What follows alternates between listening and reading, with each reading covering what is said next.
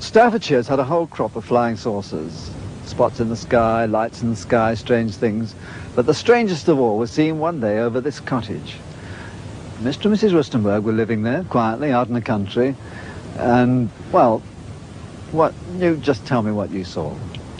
Well, it was one ordinary day.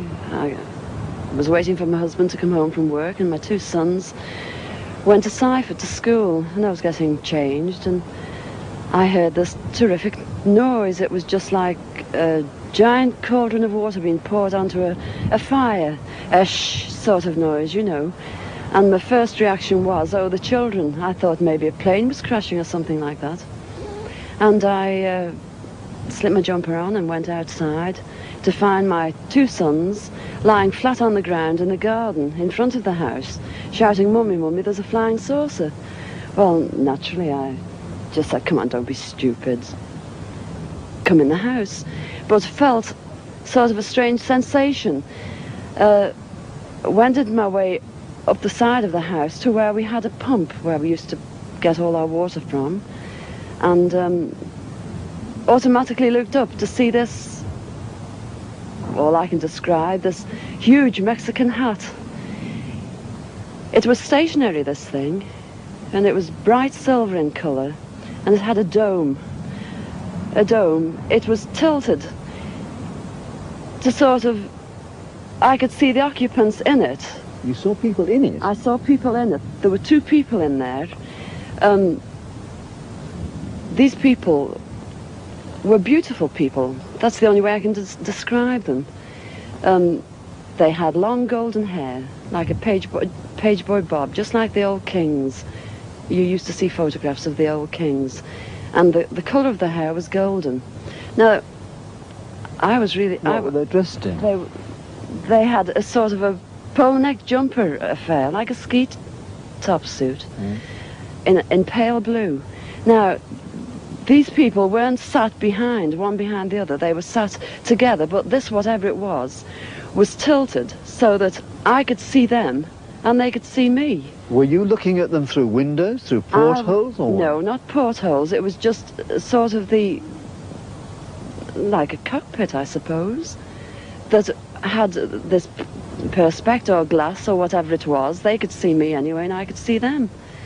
And they had beautiful faces. I shall never forget their faces as long as I live. Their foreheads seemed to be a bit larger than, you know, the bottom of their faces as normal people you would expect to see. But maybe this was just whatever they had round their heads, which was like a transparent fishbowl. And they just looked, and I was absolutely paralytic with fear. I couldn't move, although my mind was ticking over. And they looked so sympathetic that I was just mesmerized for what seemed to be, ages, but it could have only been seconds. And I turned to sort of look down at the boys, was unaware that they were with me because I was so absorbed. And the next thing, I looked up and it was gone. How low had it been? It had been the height, I couldn't tell you. But the house that you've seen, it was just on top of the roof. It was hovering on top of the roof. How big was it compared with the size of the house? It swallowed the whole circumference of the roof. I couldn't see. The roof was completely blotted out. The chimneys I couldn't see. All I could see was this massive object that I described as like a Mexican hat without the bubbles. And then it flew away sideways or upwards? No, I didn't see. I just looked up and it had gone. But I assume it went straight up, because for a short while after in the sky I looked around and I said to my two boys, "Where can you see anything? Can you see anything?" And they said, "There it is, Mum," and they pointed up, and I watched it. It was just like a little cotton reel in the sky, and it circled us 3 times. It went round 3 times, and then it just shut off, and that was it.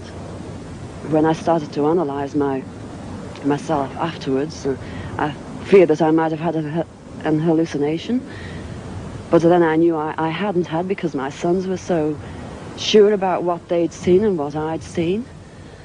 And It went through my mind that it was a secret weapon from Russia, and then I thought, well, it can't be that, because if they had something like that, they wouldn't need to fear anybody or anything. Were you scared by it? Did you run indoors? Oh, I was petrified. I couldn't move. I couldn't move a muscle. I was paralyzed with fear. But now I wouldn't be. Because now, when I look back, you know, I think, what an amazing thing to have happened, and for me to have seen it. And when your husband came home, where were you? Well, when my husband came home from the office, I was locked in the house with my children, under a big kitchen table that we were using. Under the table? Under the table, yes. It's funny now when I look back, you know, it sounds absolutely ridiculous, but this is the truth. This happened. And that's it. We were ridiculed. It was very embarrassing at the time, and people, they possibly thought, oh, she's a nutter, but you know, who cares?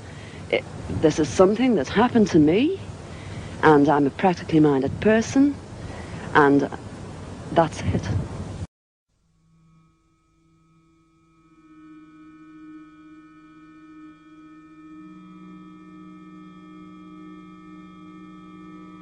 One such encounter happened to Mrs. Jessie Roestenburg, then living in this Staffordshire farmhouse. It was on an October day, the 21st of October in 1954. I was in the back kitchen of the house preparing myself, just having washed, and I heard this noise. Now, it was just like a giant cauldron of water being poured onto a red-hot fire, but if you can imagine, 1,000 times louder. And my first reaction was the children. I must get out, there's a plane crashing. So I slipped on my jumper, I ran out through the side entrance of the house towards the front garden to look for them coming across the fields. And to my amazement, there, suspended on the top of the roof of this old farm, was this object that I can only describe as a huge Mexican hat. It was that shape without the bubbles. It must have been 15 to 20 yards from where I stood. It covered the roof, so in circumference it must have been about 60 feet. It was enormous. The people in the spacecraft were just looking out. I could see them from the waist to the top of their heads. They were very beautiful people. They had long golden hair, like the old kings used to wear, turned under. They had a very vivid blue, like ski top affair on. And they just looked at us. Their eyes, the expression in their eyes were full of compassion. And then, all of a sudden, I felt the tension leaving me, and I felt movement, and I turned round to touch my children, and when I looked again, it was gone. Now, we stood there, and I said to the boys, did you see what I seen? Yes, Mummy, yes. I said, well, where is it? It's gone. And we looked, and my second son said, there it is, Mum. And we watched it in the sky, just like a cotton reel, circle round the farm 3 times, and then it just shot straight up. And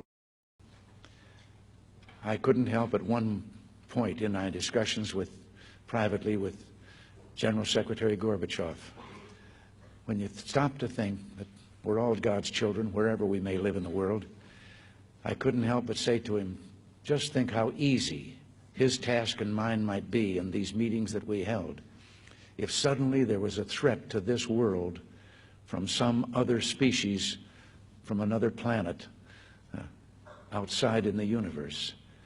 We'd forget all the little local differences that we have between our countries, and we would find out once and for all that we really are all human beings here on this earth together. Well, I don't suppose we can wait for some alien race to come down and threaten us, but I think that between us we can bring about that realization. In our obsession with antagonisms of the moment, we often forget how much unites all the members of humanity.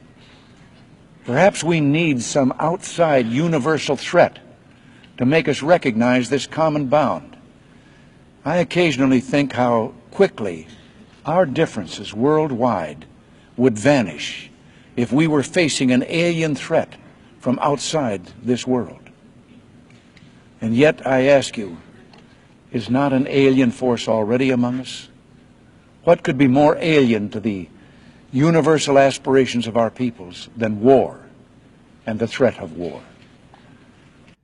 I think maybe I'd answer it this way. I keep, in my frustration sometimes, you know, actually, if you count some of the things going on in smaller countries and all, there have been about 114 wars since World War II.